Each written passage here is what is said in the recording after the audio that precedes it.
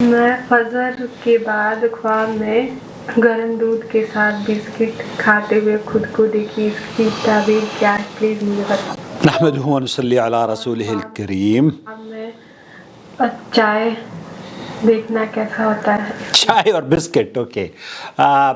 بہن یہ جاننا چاہ رہی ہیں کہ انہوں نے خواب میں چائے اور بسکٹ دیکھی ہے یا صبح کو دودھ پیتے ہوئے دیکھا ہے۔ ایسی صورت میں اس خواب کی تعبیر کیا ہے؟ چلیے میں آپ کو لے کر چلتا ہوں۔ امریکہ رومانہ اس سلسلے میں کیا رہنمائی کر رہی ہیں؟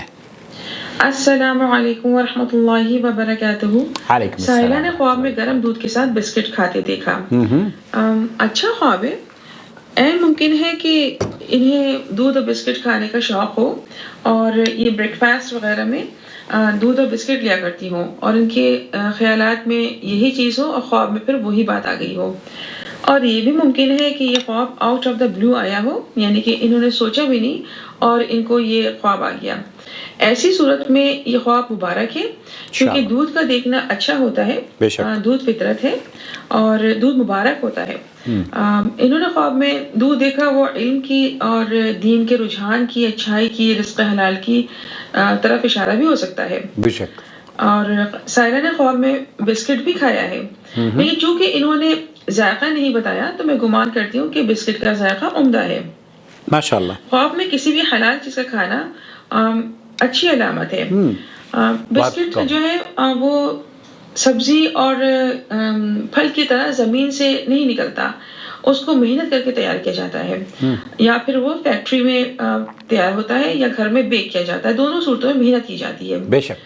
تو عین ممکن ہے کہ اشارہ ہو کہ ان کے پاس انشاءاللہ رزق آئے گا اور رزق کی فراوانی ہوگی، لیکن ان کو محنت کے ذریعے اس کو پانے کی کوشش کرنی پڑے گی۔